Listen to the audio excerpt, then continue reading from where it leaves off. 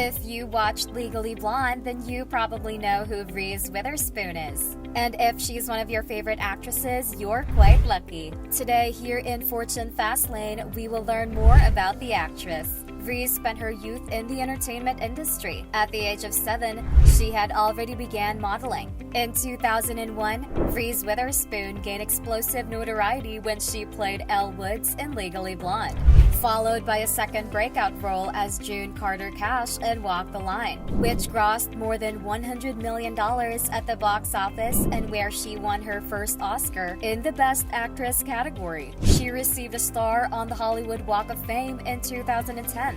Reese then produced both Gone Girl and Wild in 2014. And for her role as a Cheryl Strayed in Wild, she was nominated for an Academy Award. However, that's not all. The Oscar-winning actress has started her media and production company called Hello Sunshine in 2016. The company is focused solely on telling women's stories. Hello Sunshine films are all written, produced, and starred by a woman. And of course, Witherspoon acts as executive producer. Exclusive for our Fortune Fastlane members, we will find out how Reese Witherspoon built her media empire from the ground up in this video, where we compiled some of her most inspiring interviews and speeches. Don't forget that although knowledge is significant, to succeed in something of importance and value, you must take action. And now let's get in on the video. Witherspoon is also producer and guiding spirit behind these and many other hit productions. I do know what makes a good movie. I've been standing on movie sets since I was 14 years old. We got married in a fever. But even though she won a Best Actress Oscar playing June Carter Cash in the 2005 film Walk the Line, You are not nothing. You're a good man. by 2010, Witherspoon was not getting the kinds of roles she wanted. That's when her husband, talent agent Jim Toth, made a suggestion. You read more than anybody I know. Why don't you try to turn some of these into movies? And I thought, well, that's a good idea, but how am I going to do that? And so the first book that I read before it came out, and I thought, oh, this would be an amazing movie, was Cheryl Strayed's memoir, Wild. So I called Cheryl and I said, would you ever be open to me starring in a movie about your life, but also be the producer? And she said, no, of course not. She said, yeah, sure, okay. I don't think she really knew at the time that I was a newbie producer.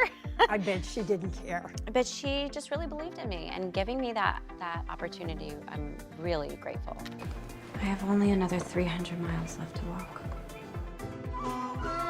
Wild earned Witherspoon a 2015 Academy Award nomination. I didn't even know where I was going until I got there. Hello, Ensign.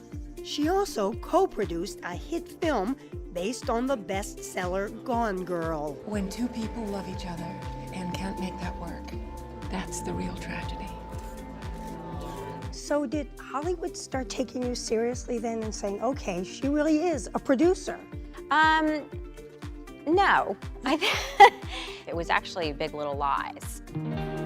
So it was actually the third successful production that started getting people going, oh, I think she's onto something. Hi, Madeline. Madeline, yes. So nice to see you. That star-studded series We just stick with our story. That's perjury. won a slew of Emmy Awards. If we stick together, we'll be fine. And today, Reese Witherspoon is considered a major Hollywood influencer.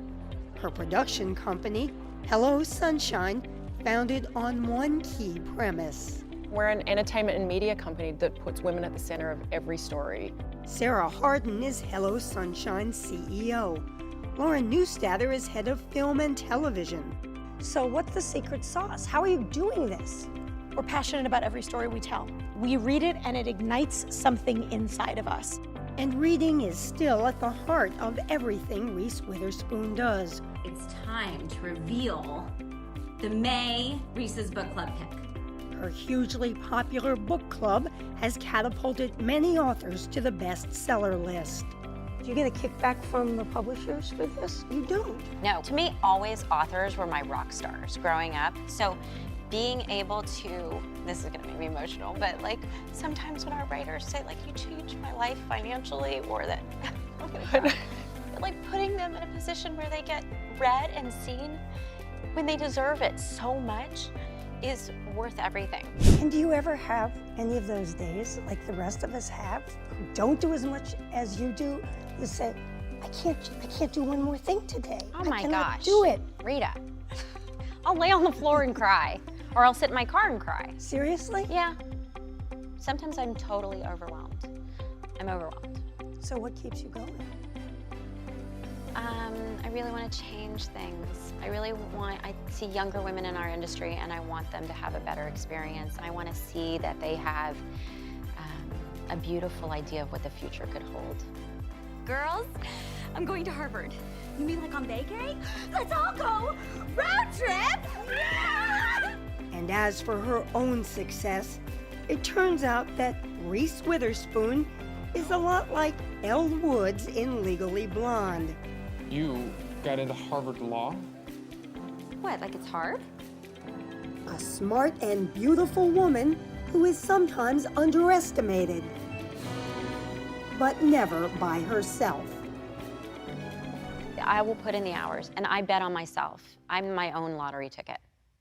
And I always think that, you know, if no one else shows up, I know I will show up, and I know I will do the work. Why was it important for you that she demand more? Well, I think I was reading this interesting thing about work and how the 3 stages of work are, I can't wait to get there. And then the next stage is, I'm so glad I'm here. And then the 3rd stage is, get me out of here. So I think, you know, she's so excited to be in the rooms where it happens, but she demands respect. And I think it's kind of fun to pull behind the curtain and see, you know, when people go into negotiation tactics, they can be ruthless, even if they're, you know, new to the job. Last season, Steve Carell's character, Mitch Kessler, he was ousted from the morning show because of misconduct. You all could have ended his storyline there very easily, but yet his storyline continues. Why? I think it's an important time right now that we're talking so much about cancel culture, you know, and we're dismissing people and exiling people, and some rightly so. I think, but there's this whole human cost, and what does it mean to be publicly shamed?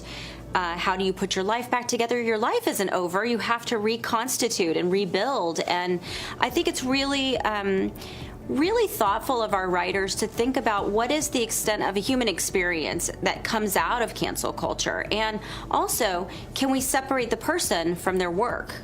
And it definitely makes you think. Yeah, it does. It raises some very interesting questions. Let's talk about Juliana Margulies. She's joining the cast this season, and boy, does she take us on a ride. She shakes up Bradley's world. She shakes up the TV network. I know. Well, first of all, we were just so excited to have her because she just brings so much grace and elegance and gravitas to everything she does. My character is just in awe of her because it's like, you know, when the person you've looked up to all your life suddenly is in your life and is your mentor, it's very intoxicating. Yeah, that's a good line. She really is in your life, isn't she, Bradley Jackson? Yes, she definitely gets into Bradley Jackson's life. And then so this is good. So I'm not going to spoil anything, but as the season progresses, you start to wonder, is she being helpful to Bradley? Or is she maybe trying to mold Bradley in an image that she wants her to be? I'm wondering that It's really good stuff. Watching your show, Reese Witherspoon, makes me think morning TV is ruthless. Is it? I don't know, Gail. You tell me. I refuse to answer on the grounds that it may incriminate others. Now, let's talk about you, Reese Witherspoon, outside of the morning show. You've made some real boss moves recently with Hello Sunshine. I love the name of the company, Hello Sunshine. The figure that's been thrown around about the sale of your company is just under $1 billion. Can you say, is that an accurate figure? Yeah, that's accurate. And it's so wonderful because, you know, when a company that is built on this mission to highlight women and get women paid for their work and have artists make money off of their work. When it does well, it really creates more opportunity for similar companies to be emerging into the marketplace and be valued at the similar terms. And when you started the company years ago, did you hope one day that you could get it in a position where it could be sold and you would still be basically in charge of running it? Was that your intention?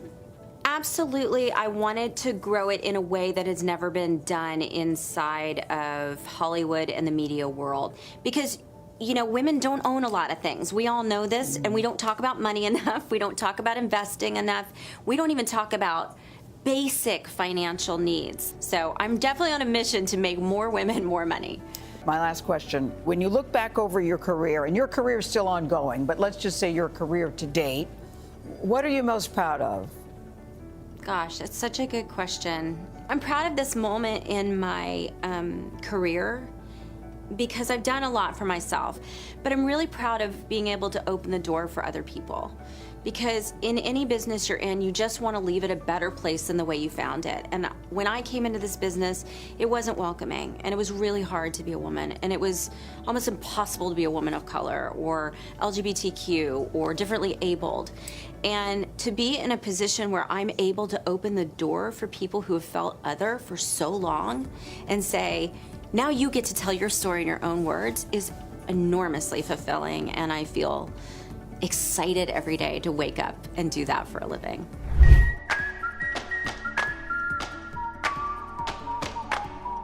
I was inspired to create Hello Sunshine because of my deep passion for telling women's stories and connecting women through storytelling. We discover and we showcase female stories and storytellers from all across the country. Whether that's sharing common stories, finding something funny to laugh about. Is this my LinkedIn profile? We're determined to create inspiring, fun, informative content that will spread contagious joy. The Hello Sunshine Book Club was sort of born out of me just posting books that I liked on Instagram. And I started a production company 7 or 8 years ago that was trying to create more projects that had roles for women in them. I've always really gravitated towards female authors and women at the center of novels. So I started optioning some of them and turning them into movies. And then I just started sharing all the books that I've read because I read a lot and I love the effect that it has on the authors. That's really cool. It's really exciting, particularly we have one author, Delia Owens, who's in her 70s, and it's her first fictional novel. It's called Where the Crawdads Sing. And it's just become this huge book, and she sold over 1 million copies, and we're turning it into a movie. And it's just one of those really exciting, once-in-a-lifetime opportunities that, yeah, it's very fulfilling. One book that we're adapting right now is so exciting to me is Daisy Jones and the Six. It sort of feels like a VH1 Behind the Music about this girl's life and how she joins this band and they create this super group and the most amazing album of all time. But then it's the only time they make an album, and it's just that kind of sexy 70s world filled with rock and roll, and it's just a really cool project, and I'm really excited we're doing that. There's a book I love called From Scratch by Tembi Locke, and it's a beautiful love story. A woman from Texas goes to Italy and meets this incredible chef. It's a true story. They have a kid, they fall in love, they get married, and something tragic happens. Tembi tells her own story in the most beautiful words. So I love that book. Check it out. Book that made me laugh out loud in public, anything by David Sedaris. I think he's so funny. I love Calypso. I love all of Nora Ephron's books. Heartburn, I Feel Bad About My Neck, I Remember Nothing. Particularly as a woman, you know, coming of age and learning about what it means to be a woman who walks through the world. She tells stories about motherhood and aging with such humor and self-deprecation. I just think it's a must-read. I would probably say the book that I'm desperate to read a sequel to is The Secret History by Donna Tartt. It's a book I read when I was in high school, and it's about kids in college, and they have this crazy wild night out, and something happens and one of them dies. It's really atmospheric, and you find out the most thrilling plot twist in the last 10 pages. So I always wondered what happened to those kids. So maybe Donna knows. Well, anything by John Meacham, or David McCullough. They're the foremost historians about American history, and I think if can throw in there that you heard them on PBS talking about their book, that's really helpful too. So anything by John Meacham, anything by David McCullough, anything dealing with the Revolutionary War, I think that's a good one to call out. I think the book that had the biggest impact on my life was Wild by Cheryl Strayed. It's the first book that I optioned to turn into a movie that I was producing and starring in, and I was really nervous. And I asked Cheryl if it would be okay to option her book, but I didn't really have a track record as a producer, but she took that leap of faith with me, and I'll be forever grateful. And I love that movie. I love the themes of women versus nature, and the idea that at the end of it, she ends up with no man, no money, no job, no parents, and it's a happy ending. Probably around 2011, I read just terrible script. It was just misogynistic and rude about women, and I called my agent and I said, I'm not doing this. I can't do this. And she said, every actress in Hollywood wants this part. Basically, Hollywood at a certain point stopped developing movies with women as central characters. I remember going home, stomping around the house, calling my mom, calling all my friends in the industry, going, this is ridiculous. How do I meet women where they're at with the stories they want to hear right now? And my husband is my biggest champion, and he was like, you read more books than anybody. Why don't you start optioning some books? And so the first two books I optioned were Wild and Gone Girl.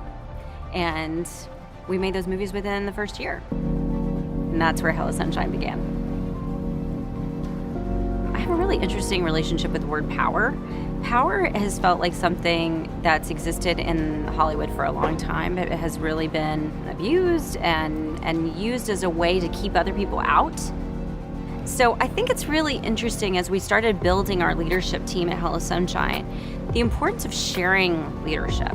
How do we defer power? How do we defer responsibility to each other to create a different kind of Hollywood?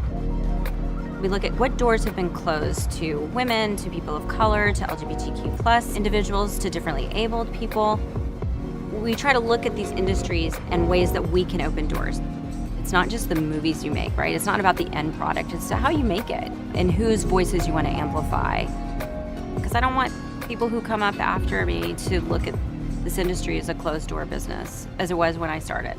You've been so instrumental with the Time's Up movement and really helping to bring attention to that issue.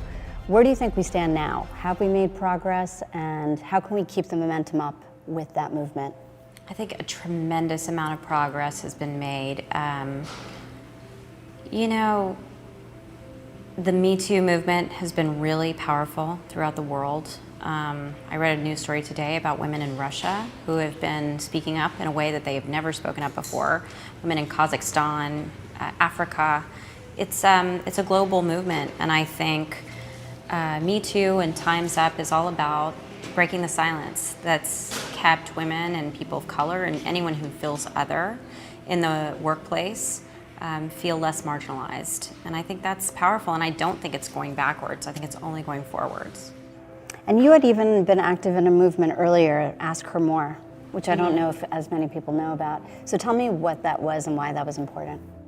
Ask Her More was a campaign around 2015 to have journalists on red carpets ask actresses more than what they were wearing. So, it was just kind of this idea that these women worked really hard. It's actually a job that you had to perform to a certain level in order to get the acknowledgement of being nominated by your peers or by any group or entity, so that instead of asking about the fashion on the carpet, which is beautiful and amazing, but is not a creation of the actresses, that's something a company made, and bringing it back to the work that these women were doing, which is something that I think is really important. Get it back to the idea of what really got you there.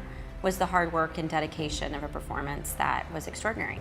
I marvel at the opportunities that you give to women.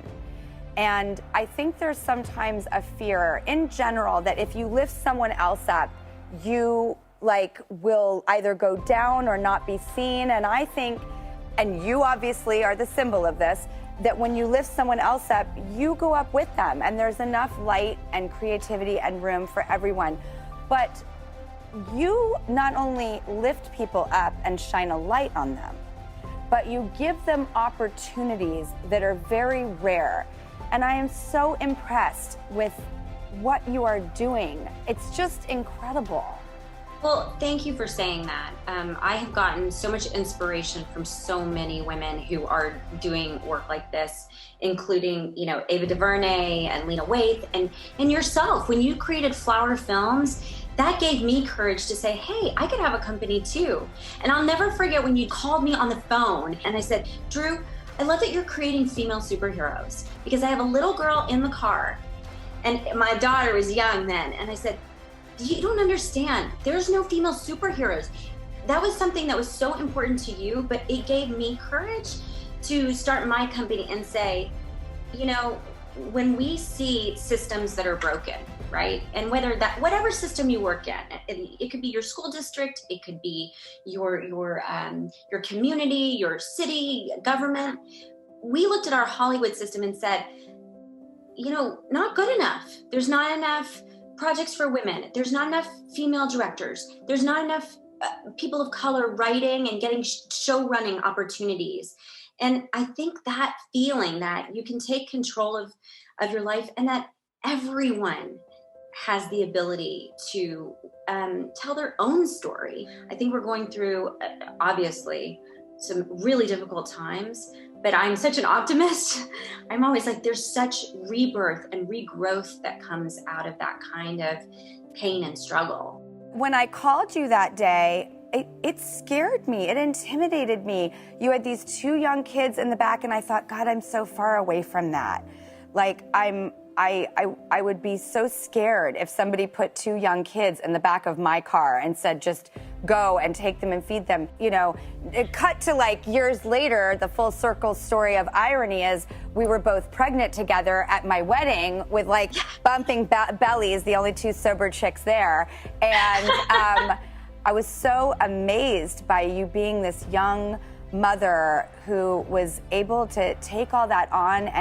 And how did you balance work and motherhood at that point? Because I was just trying to balance work. And how did you do both? Yeah, well, to be completely candid, I was terrified too. I got pregnant when I was 22 years old. And I didn't know how to balance work and motherhood, and you just do it, I didn't know if I was going to have steady work too. I wasn't a popular, I made movies, but I hadn't, established myself as someone who could demand that it shoot close to my kid's school, or, I didn't have any real power or leverage within my industry. So I think I was just like every other mom trying to figure it out, and dad out there, and partner and grandparent who's raising a child. There's a lot of, first of all, compromise. You take the food out of your mouth, the clothes off your back, the sleep out of your life. But every bit of that sacrifice is truly worth it, because you feel like that's what makes me wake up on a Sunday. It's not movies or my job. It's my kids. First word that comes to mind, well, first of all, I feel so tender about little Reese. Well, this was my first time at the Oscars, and I just remember being so excited to be invited, just to be invited.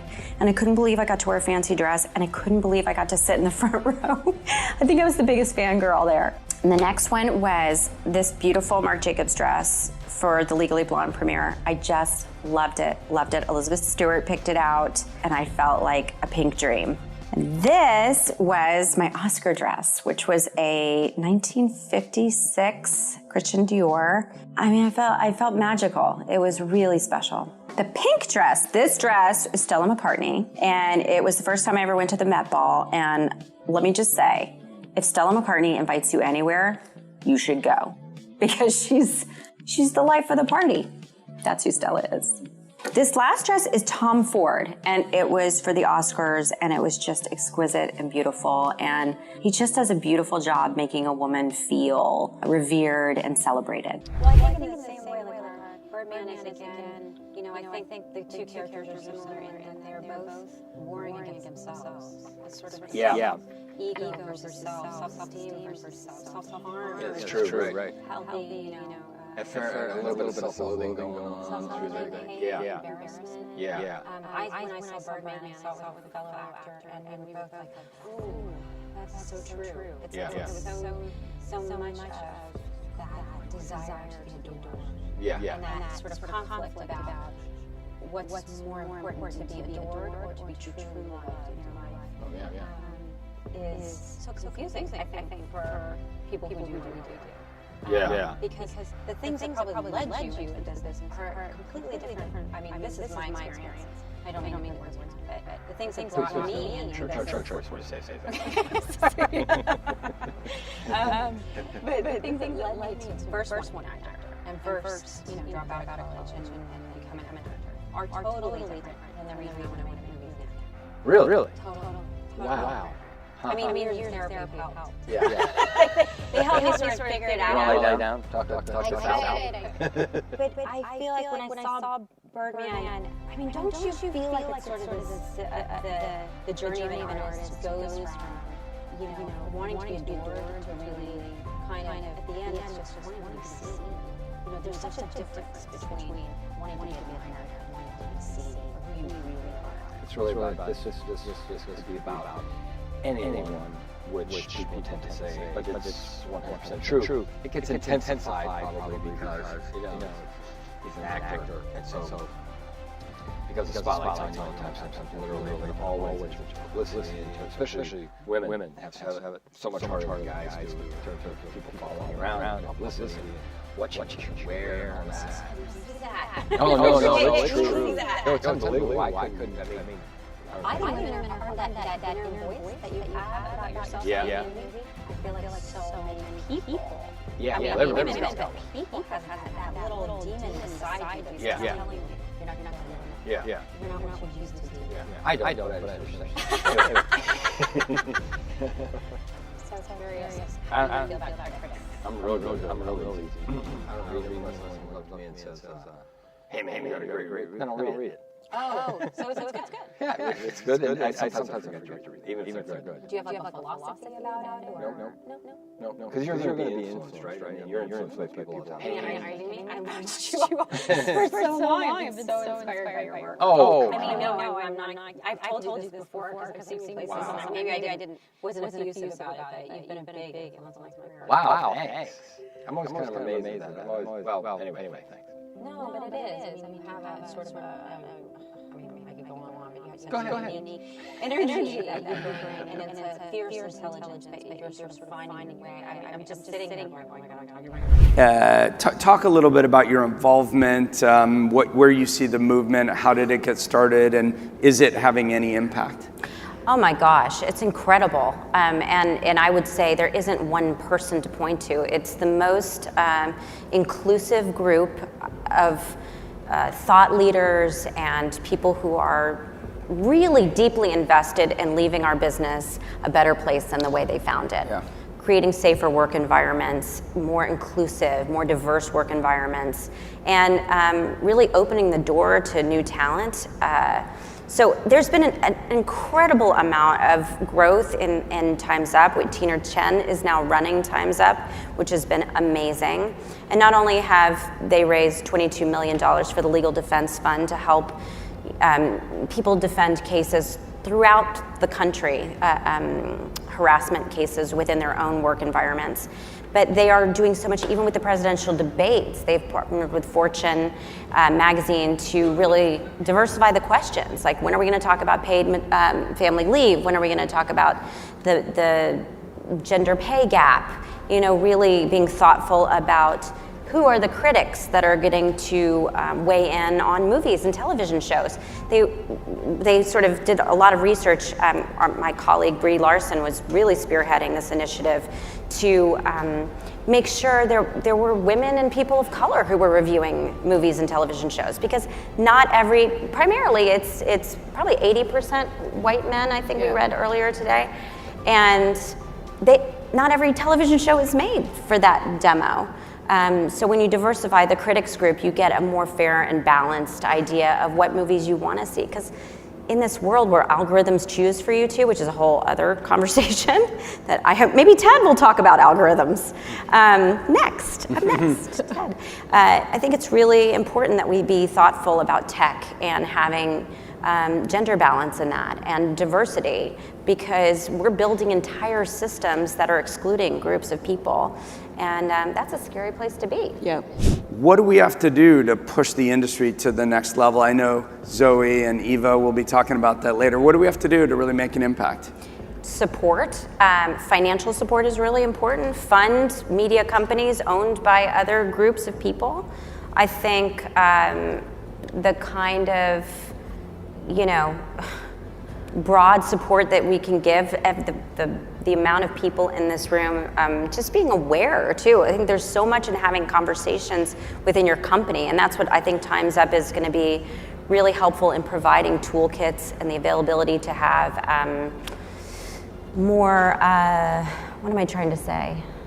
Advisory. Yeah. And I think within companies. We've talked about this. At the end of the day, this is a conversation about power. And it's all of these things are about authorship and authentic authorship, and it is great business. It's the white space we started our company around, which is like you've got an audience that reflects, if you look at the economic power, and you cannot exclude these voices in this marketplace from the authorship, and that means writers' rooms, boardrooms. If you do, you're mortgaging your future as a company, and I think that's power about it. So what it takes people with power to bring other people into that power dynamic at every level. And one of the things I'm excited about is Liz Murdoch, who also want to tell a story about women, is financing a company and women to create more stories about women. So you got to get the money behind it. Wow. Reese is really an incredible woman, isn't she?